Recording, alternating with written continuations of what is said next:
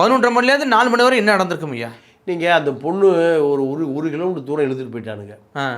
ஒரு புதர் மண்டிய காடு, அந்த காட்டில் அந்த பெண்ணுடைய பாடியை தேடி இருக்காங்க.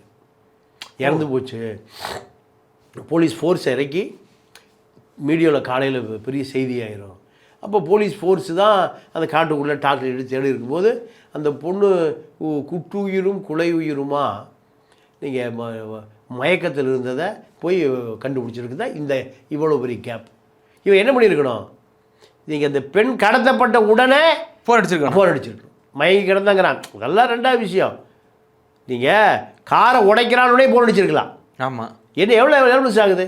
மிஸ்டர் காலில் ஹெல்ப் போலீஸ் எவ்வளோ ஆப் இருக்கு. நீ ஒரு ஆப்லனா வந்து அம்மா மாட்டிக்கிட்ட. அப்போ உன்னை எதிரி சூழ்ந்துட்டானால உடைக்கிற சத்த காவல்துறை கேட்கட்டுமே, இந்த இடத்துல நான் எனக்கு இவ்வளோ பேர் சூழ்ந்துட்டான், எவ்வளவு செய்தியை சொல்லலாம். அப்போ இதெல்லாம் அப்போ ஒருத்தன் இங்கேருந்து வர்றான்னா தெரியும் இல்லையா, காரில் உட்காந்துருக்கு உனக்கு தெரியும், அப்பே எஸ்கேப் ஆகி போயிருக்கலாமையா? இல்லைங்க, அது என்னன்னா காமம் கண்ணை மறைக்கும். காமம் கண்ணை கண்ணை மறைக்கும். எவன் வந்துட போகிறான் என்ன திராவிட, நம்மளே காரில் இருக்கோம், அவன் ரவுடி பையன்.